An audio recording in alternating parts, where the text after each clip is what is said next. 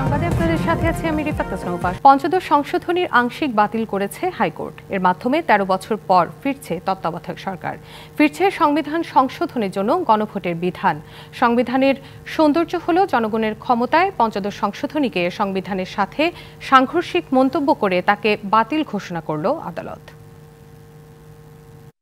অনেক আলোচনা বিতর্কের পর আংশিক বাতিল হলো বিতর্কিত পঞ্চদশ সংশোধনী। এর মাধ্যমে সংবিধানের মৌলিক কাঠামোকে ধ্বংস করা হয়েছিল বলে মত হাইকোর্টের।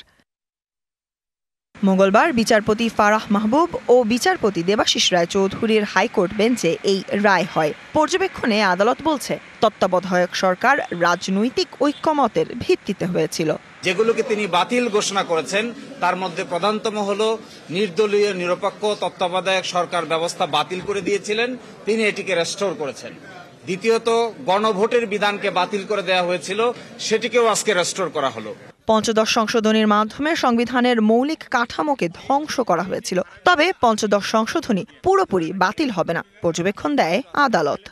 7BA অংশ হিসেবে তিনি একটি বাতিল করেছেন, সেটি হলো তিনি বলছেন যে কনস্টিটিউশনে একটি বিধান যোগ করা হয়েছিল যেটা সাংবিধানিক রাষ্ট্রদ্রোহিতা নামে, সেই অংশগুলোকেও বাদ করে দিয়েছেন।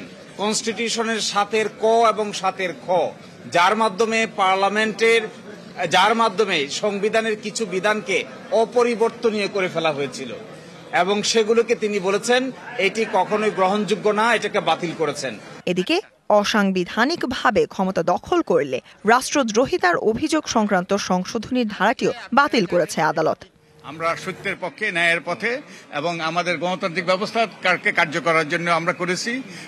তো আমি আনন্দিত আমার জন্য নয়, পুরো দেশবাসীর জন্য গণতান্ত্রিক ব্যবস্থা ফিরে আসার একটা গুরুত্বপূর্ণ দ্বার উন্মোচিত হলো। আদালত বলছে, সংবিধানের মূল কাঠামো হচ্ছে গণতন্ত্র। সুষ্ঠু ও গ্রহণযোগ্য নির্বাচনই পারে গণতন্ত্র প্রতিষ্ঠা করতে। সংবিধানের সৌন্দর্য হচ্ছে জনগণের ক্ষমতায়ন, জনগণই সকল ক্ষমতার উৎস। Sultana Swarna, DBC news, Dhaka.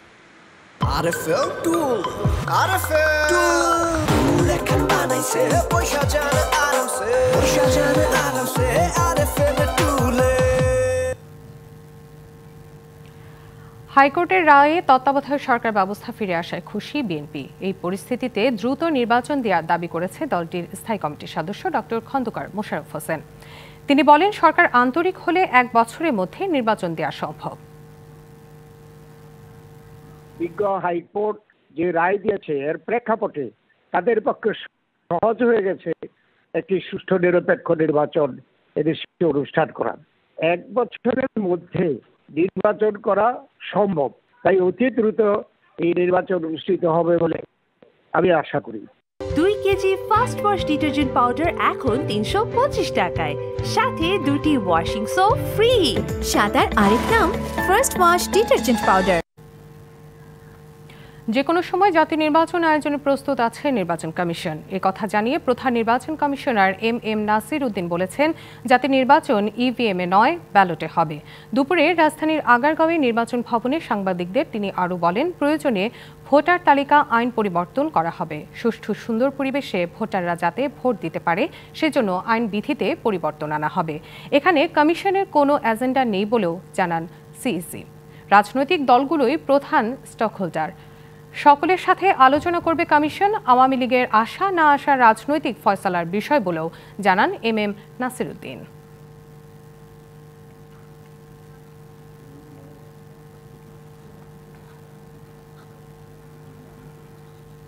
কিন্তু আর কিছু হলো he has to say something. প্রধান অতিথিকে ওটা আমার মাননীয় প্রধান উপদেষ্টাতে একটা তোমরা বলছো যে একটু কোনো বাইর করতে পারবো না, কোনো বাইর করতে পারবো না, যা যা প্রয়োজন সেটা সে লক্ষ্যে আমরা কাজ করে এই জন্য আমি কিন্তু আর কিছু হলো he has to say something. প্রধান অতিথিকে ওটা আমার মাননীয় প্রধান উপদেষ্টাতে একটা তোমরা বলছো যে একটু কোনো বাইর করতে পারবো না। মাননীয় প্রধান উপদেষ্টার যে মতামত, যে বক্তব্য, ওটার সাথে ফুললি অ্যালাইন্ড। জীবনদী রোডম্যাপ সে অনুযায়ী আমরা নির্বাচনের জন্য আমরা একদম আমাদের প্রস্তুতি ষোলো আনা চলছে। যুদ্ধের মাঠে যেরকম চলে ওয়ার ফুটিংয়ে আমাদের প্রস্তুতি চলছে। ইলেকশনটা করার জন্য একটা সুন্দর নির্বাচন অর্গানাইজ করার জন্য যা যা প্রয়োজন সে লক্ষ্যে আমরা কাজ করে যাচ্ছি ইনশাল্লাহ। 9টি সরকারি প্রকল্পে 80,000 কোটি টাকা দুর্নীতির অভিযোগে শেখ হাসিনা, শেখ রেহানা, সজীব অজিত জয় ও টিউলিপের সদস্যদের বিরুদ্ধে অনুসন্ধানের সিদ্ধান্ত নিয়েছে দুদক।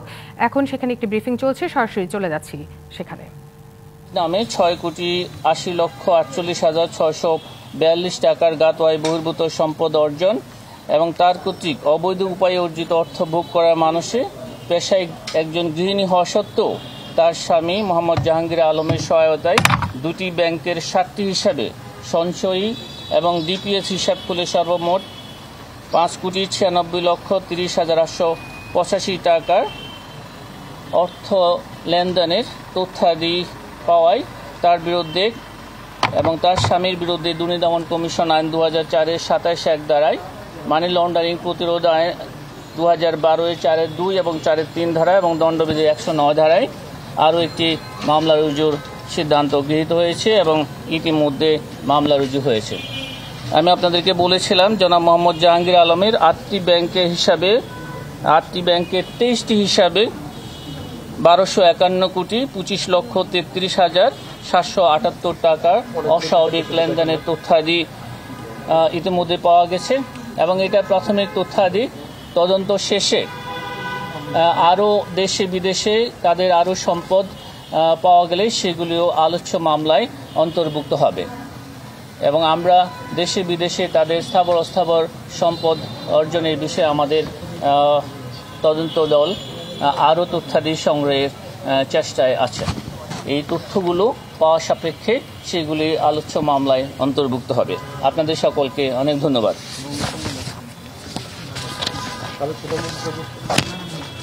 গুমের ঘটনায় সাবেক প্রধানমন্ত্রী শেখ হাসিনার সম্পৃক্ততা পেয়েছে গুম কমিশন। এমন তথ্য দিয়ে আন্তর্জাতিক অপরাধ ট্রাইব্যুনালে গুম কমিশনের প্রথম প্রতিবেদন জমা দেওয়া হয়েছে। এ প্রেক্ষিতে শেখ হাসিনার বিরুদ্ধে জুলাই-আগস্ট গণহত্যা মামলার তদন্ত 2 মাসের মধ্যে শেষ করার নির্দেশ দিয়েছে ট্রাইব্যুনাল। মামলার পরবর্তী শুনানি হবে 18 ফেব্রুয়ারি। জুলাই-আগস্টের গণহত্যা মামলায় যখন আওয়ামী লীগের 10 মন্ত্রীকে হাজির করা হয়, কেউ ছিলেন বিমর্ষ, অনেকে আবার হাস্যোজ্জ্বল, আবার একেবারে নিশ্চুপ ছিলেন সাবেক মন্ত্রী আমলারা। এদিন সকাল 11টার দিকে গাজীপুর, কেরানীগঞ্জ ও নারায়ণগঞ্জ কারাগার থেকে হাজির করা হয় সাবেক 12 মন্ত্রী, প্রতিমন্ত্রী, 2 সচিব ও 1 বিচারপতি সহ 16 জনকে। শুরুতে শেখ হাসিনার তদন্ত শেষ হয়নি জানিয়ে 2 মাসের সময় আবেদন করেন প্রসিকিউশন টিম। এরপর গুমের ঘটনায় গুম কমিশনের রিপোর্ট তুলে ধরা হয়। এ সময় চিফ প্রসিকিউটর তাজুল ইসলাম বলেন, আওয়ামী লীগ শাসনামলে সব গুম হত্যার নিউক্লিয়াস ছিলেন শেখ হাসিনা। তদন্ত কমিশনের রিপোর্টের মাধ্যমে যে তথ্য প্রমাণাদি পেয়েছি সেগুলোর ব্যাপারেও ট্রাইব্যুনাল এই অপরাধগুলোকে তাদের তদন্তের জন্য আমলে গ্রহণ করছে এবং এই ব্যাপারেও আমরা রিপোর্ট প্রদান করব। একই সাথে শেখ হাসিনার বিরুদ্ধে গণহত্যা এবং গুম সংক্রান্ত যে অপরাধ সেগুলোকে মিলিয়ে তদন্ত রিপোর্ট দাখিল করতে হবে। এদিন আনিসুল হক ও সালমান এফ রহমান সহ 16 জনের তদন্ত রিপোর্ট 2 মাসের মধ্যে দাখিলের নির্দেশ দেয় বিশেষ ট্রাইব্যুনাল। আদালত 2 মাস সময় দিয়েছেন। আগামী 18 ফেব্রুয়ারি এই মামলার পরবর্তী তারিখ ধার্য থাকবে এবং আমরা চেষ্টা করব এর মধ্যে যাতে একটা অগ্রগতি প্রতিবেদন অথবা সম্ভব হলে তদন্ত প্রতিবেদন যাতে আমাদের তদন্ত সংস্থা দিতে পারে সেই ব্যাপারে আমরা দিনরাত কাজ করব, আমরা সচেষ্ট আছি। গ্রেফতারি পরোয়ানা থাকার পরেও দীর্ঘদিন পলাতক ছিলেন ওবায়দুল কাদের। এরপর কৌশলে দেশ ছাড়েন। এর জন্য আইনশৃঙ্খলা বাহিনীর কাছে ব্যাখ্যা চেয়েছে আন্তর্জাতিক অপরাধ ট্রাইব্যুনাল। একই সাথে শেখ হাসিনাকে ফিরিয়ে আনতে রেড অ্যালার্টের অগ্রগতি জানতে চাওয়া হয়েছে। গ্রেফতারি পরোয়ানা জারি হওয়ার পরে বাংলাদেশে কোথায় তিনি কিভাবে ছিলেন, কেন তাকে গ্রেফতার করা হয়নি বা তিনি কিভাবে পরবর্তীতে বাংলাদেশের সীমান্ত অতিক্রম করেছেন, এই ব্যাপারে আইনশৃঙ্খলা রক্ষাকারী বাহিনীর কাছে একটা ব্যাখ্যা চাওয়া হয়েছে। আন্তর্জাতিক অপরাধ ট্রাইব্যুনালে বর্তমানে 4টি মামলায় 72 জনের বিচার চলছে। Yusuf Rana, DBC news, Dhaka. স্বাধীনতা যুদ্ধ একান্তই বাংলাদেশের আপামর মানুষের লড়াই, বিশ্বের বুকে এক অনন্য উদাহরণ। এমন মন্তব্য করেছেন নৌপরিবহন উপদেষ্টা অবসরপ্রাপ্ত brigadier general doctor M Sakhawat Hossain. বলেন, বিজয় দিবসে মুক্তিযুদ্ধ নিয়ে ভারতের প্রধানমন্ত্রী নরেন্দ্র মোদীর মন্তব্যে আহত হয়েছেন মুক্তিযোদ্ধারা।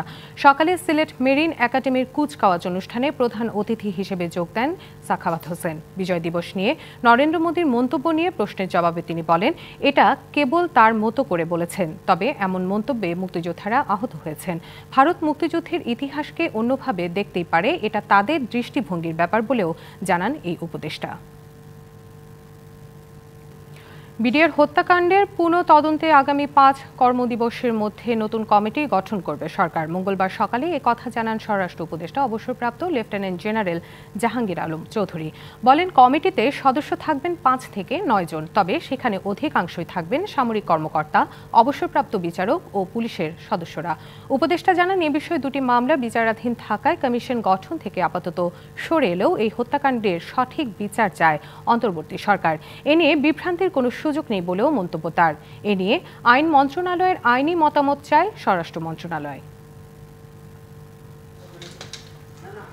বিডিআর হত্যাকাণ্ডে ন্যায় বিচার নিশ্চিতকরণের জন্য আগামী 5 কার্য দিবসের মধ্যেই একটি তদন্ত কমিটি গঠন করা হবে। এই কমিটিতে থাকবেন হলো অবসরপ্রাপ্ত বিচারক, সিভিল সার্ভিস, সশস্ত্র বাহিনী ও পুলিশের অবসরপ্রাপ্তদের নিয়ে গঠিত করা হয়েছে। পরীক্ষা ছাড়া পদোন্নতি পাবেন না কোনো উপ ও যুগ্ম সচিব, এমন সুপারিশ করার সিদ্ধান্ত নিয়েছে জনপ্রশাসন সংস্কার কমিশন। এছাড়া চাকরিতে পুলিশ ভেরিফিকেশন বন্ধে সুপারিশ করবে কমিশন। সকালে সচিবালয় জনপ্রশাসন মন্ত্রণালয়ে সাংবাদিকদের সঙ্গে মত বিনিময় সভায় এসব কথা জানান জনপ্রশাসনের সংস্কার কমিশন প্রধান আব্দুল মুঈদ চৌধুরী এবং সদস্য সচিব মোখলেসুর রহমান। তারা বলেন, পরীক্ষা ছাড়া আর কেউ পদোন্নতি পাবেন না। পাবলিক সার্ভিস কমিশন পরীক্ষা নেবে, 70 নম্বর না পেলে পদোন্নতি পাবেন না। শুধু উপসচিব ও যুগ্ম সচিব এই 2 পর্যায়ে হবে। এর পরের পর্যায়ে সরকার পদোন্নতি দিতে পারবে।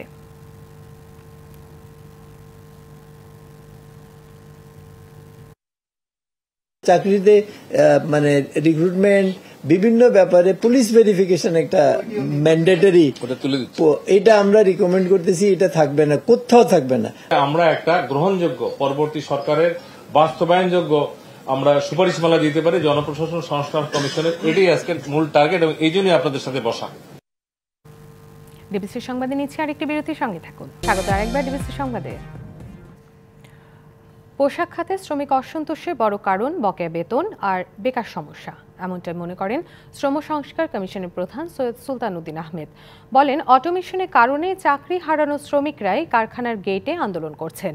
রাজধানী গুলশানে সিপিডি আয়োজিত এক সেমিনারে তিনি এসব কথা বলেন। এ সময় পিছিয়ে পড়া তরুণীদের কাজের সুযোগ নিশ্চিত করতে জেলাভিত্তিক নীতি তৈরির তাগিদ দেন গবেষকরা। শেখ হাসিনার পতনের পরপর নানা দাবিতে উত্তাল হয় পোশাক কারখানাগুলো। সে সময় ঘটে ভাঙচুর ও প্রাণহানির ঘটনাও। শ্রম সংস্কার কমিশন বলছে, এসব আন্দোলনের মূলে বকেয়া বেতন ও কারখানা অটোমেশনে চাকরি হারানোদের ক্ষোভ। একটা বড় কারণ হচ্ছে এই প্রথম বেকার শ্রমিকরা কারখানার গেটে গিয়ে কিন্তু আপনার আন্দোলন করেছে যে আমাদের চাকরি দিতে হবে। এবং খেয়াল রাখবেন, এই যে শিল্পাঞ্চলগুলো, ওখানে কিন্তু এই বেকার শ্রমিকরা মানে ওই কোনো না কোনো কারখানা থেকে ঝরে পড়া শ্রমিক। বৈশ্বিক প্রতিযোগিতায় টিকতে যন্ত্রের ব্যবহার বাড়ানোকে উৎসাহিত করলেও এতে চাকরি হারানোদের কি হবে তা নিয়ে কোনো পরিকল্পনা ছিল না বলেও জানান কমিশন প্রধান। অটোমেশনের কারণে কিন্তু প্রচুর শ্রমিক ঝরে পড়েছে। অ্যাজ এ হোল ইন্ডাস্ট্রি কি সরকারকে জানিয়েছে কিনা, তারা বললো না, এরকম কোনো ইনবিল্ড সিস্টেম নেই। এর আগে কিশোরগঞ্জ জেলার নারীদের শিক্ষা ও কাজের সুযোগ নিয়ে গবেষণা প্রবন্ধ উপস্থাপন করে সিপিডি। দেখা যায়, জেলার 38% নারী উচ্চ মাধ্যমিক শিক্ষা বঞ্চিত, 53% নারী কাজের সুযোগ পায় না। গবেষকরা বলেন, জাতীয় নীতি ঢালাওভাবে তৈরির কারণে জেলাভিত্তিক তরুণীদের তা কোনো উপকারে আসে না। এক এক উপজেলার বাস্তবতা এক এক রকম। এই যে লোকেশন স্পেসিফিক ভিন্ন ভিন্ন প্রেক্ষাপট, এই জিনিসটা অনেক সময় ন্যাশনাল লেভেলে আমরা যখন প্রোগ্রাম ডেভেলপ করি ওইটি মাথায় রাখা যায় না। টেকসই অর্থনৈতিক অগ্রগতি নিশ্চিতে নারীদের জন্য কার্যকর নীতি নেয়ার তাগিদ দেন বক্তারা। গড়ের মধ্যে আবদ্ধ হয়ে যাই, এভারেজে চলে যাই, ওই লোকেশন ধরে ওইভাবে আসে না। অষ্টগ্রামের চিত্র আর কুড়িগ্রামের চরের চিত্র হয়তো ডিফারেন্ট হবে। শ্রম পরিবেশ ও শ্রমিকের জীবন মান উন্নয়নে সবার জন্য মানসম্মত প্রশিক্ষণ ও দক্ষতা বৃদ্ধির কোনো বিকল্প নেই বলেও মন্তব্য করেন বক্তারা। বাবা মা তাদের বিয়ে নিয়ে। মুস্তফা মাহবুব, ডিবিসি নিউজ, ঢাকা। আবহাওয়া অনুকূলে থাকায় এবার আমনের ভালো ফলন হয়েছে দিনাজপুরে। বাড়তি সেচ না লাগলেও বেশি দামে সার কীটনাশক কিনতে হচ্ছে, তাই ফলন ভালো হলেও উৎপাদন খরচ তোলা নিয়ে শঙ্কায় কৃষক। প্রায় 9 লাখ মেট্রিক টন চাল উৎপাদনের আশা করছে কৃষি অধিদপ্তর। শস্য ভাণ্ডার খ্যাত দিনাজপুরে বিস্তীর্ণ মাঠ জুড়ে শোভা পাচ্ছে সোনালী পাকা ধান। ধানের ভারে যেন নুয়ে পড়েছে বেশিরভাগ জমির ধান গাছ। বেশিরভাগ জমির ধান পেকে যাওয়ায় ধান কাটা শুরু হয়েছে। এবার অনুকূল আবহাওয়া, রোগবালাই ও পোকার আক্রমণ তেমন না থাকায় ধানের ফলন হয়েছে ভালো। মাঠভরা ফসল দেখে কৃষকের চোখে মুখে হাসি ফুটে উঠলেও ধানের দাম নিয়ে তৈরি হয়েছে শঙ্কা। কৃষি উপকরণ ও শ্রমিকের মজুরি বৃদ্ধি পাওয়ায় ধানের উৎপাদন খরচ বেড়েছে, ফলে উৎপাদন খরচ উঠানো নিয়ে সংশয়ে কৃষক। খরচ হয়েছে বিঘা প্রতি মনে করেন যে 20,000, এই 15-17 বীজ এরকমই হয়েছে। 1 বিঘা মাটি কাটতে গেলে আমাকে কাটনি দিতে হয় 5,000 5,500 টাকা। চাষ করতে গেলে মনে করেন এখন 1000 টাকা চাষ নেয়, কত তেলের দাম বেশি। ফলন তো মোটামুটি ভালো হয়েছে, এখন বাজার তো খুব খারাপ। বর্তমান বাজারে প্রতি মন কাটারি ধান বিক্রি হচ্ছে 2,500 টাকায়। অন্যান্য জাতের চিকন ধান বিক্রি হচ্ছে 1800 থেকে 2000 টাকায়। এসব ধান 2 মনের বস্তার হিসেবে বিক্রি করেন কৃষক। খরচা যেভাবে খরচ আর ধান লাগানো হয়েছে সেই হিসেবে আমার ধানের দাম উঠে না, কিষানের দাম হয় না। মানে উৎপাদনের খরচ তুলনায় ধানের দামটা আর একটু বেশি হওয়ার দরকার, তাহলে আমাদের কৃষকের কিছুটা পড়তা পড়বে। তবে কৃষি সম্প্রসারণ অধিদপ্তরের দাবি, সেচের জন্য বাড়তি খরচ না হওয়ায় উৎপাদন খরচ কম হয়েছে। এবার আবহাওয়া অনুকূলে ছিল, রোগবালাই খুব কম ছিল, কৃষকরা সম্পূরক সেচও দিতে হয়নি, ফলে কৃষকদের উৎপাদন খরচ কিছুটা হলে এবছর কম হয়েছে এবং এবার ফলন যথেষ্ট ভালো দেখা যাচ্ছে। এবার জেলায় 2,60,856 হেক্টর জমিতে আমন চাষ হয়েছে। প্রায় 9 লাখ মেট্রিক টন চাল পাওয়া যাবে বলে আশা করা হচ্ছে। Saima Akter, DBC news desk. Patuakhali বিস্তীর্ণ মাঠ জুড়ে এখন আমন ধান কাটার দৃশ্য। ব্যস্ত সময় পার করছেন কৃষকরা। আশানুরূপ ফলন ও বাজার দর পাওয়ায় খুশি তারা। তবে ধান বেচার সময় মাপে কারসাজি নিয়ে ক্ষোভ রয়েছে চাষিদের। বিষয়টি খতিয়ে দেখে ব্যবস্থা নেওয়ার কথা বলছে কৃষি বিভাগ। এভাবেই উপকূলীয় জেলা পটুয়াখালীর বিশাল মাঠ জুড়ে আমন ধান কাটায় ব্যস্ত কৃষক। ভোর থেকে গভীর রাত পর্যন্ত ধান কাটা, মাড়াই, ঝাড়া দিয়ে ফসল ঘরে তুলছেন চাষিরা। অংশ নিচ্ছে পরিবারের সদস্যরাও। মৌসুমে কাজের চাপ বাড়ায় বেশ চাহিদা শ্রমিকদেরও। এখন আমাদের এই 2 মাস থেকে খুবই ব্যস্ততা এবং সকাল থেকে রাত 9টা-10টা পর্যন্ত আমাদের ধান বেচা কেনার চাপ খুবই থাকে। কোথায় আমরা থাকি, রাত 2টা-3টা সময় আমরা ধান গ্রাম থেকে এই জায়গায় আনি। এদিকে চলতি বছর ভালো ফলন ও ন্যায্য মূল্য পাওয়ায় খুশি কৃষকরা। ছোট মাপ নেয় 900 টাকা আর 50 কেজি এইটা 1100 টাকা। আমরা এখন ব্যস্ত সময় পার করতেছি পরিবারের ভালোর জন্য আর কি। আমরা স্কুল বন্ধ দিয়ে এই আমাদের ফসল উড়াইতেছি। মধ্যস্বত্বভোগীরা মন প্রতি 1170 থেকে 1200 টাকায় কিনে চালকলে 1350 টাকায় বিক্রি করবে জানান স্থানীয়রা। কেনার ক্ষেত্রে মাপে কারসাজির অভিযোগ রয়েছে কৃষকদের। পটুয়াখালী জেলা কলাপাড়া উপজেলা থেকে বিভিন্ন গ্রাম থেকে ধানগুলো সংগ্রহ করা হয়েছে। এবছর আমরা এখন গ্রামে চাষির 1200 টাকা দিচ্ছি এবং আমাদের ক্যারিং খরচ আছে, লেবার আছে নিয়ে, তাতে আমরা 1300-র উপরে বিক্রি করি। সঠিক মাপে ধান না কিনলে ব্যবসায়ীদের আইনের আওতায় আনার কথা জানান এই কর্মকর্তা। পরিমাপের বিষয়টি সঠিকতায় নিয়ে আসা এবং তারা যাতে 40 কেজিতেই ধান কিনে এবং বাজারে বার্গেনিং করে দামের মূল্য নির্ধারণ করা, কৃষকরা যাতে প্রতারিত না হয় সেই বিষয়টির জন্য আমরা অত্যন্ত সজাগ আছি।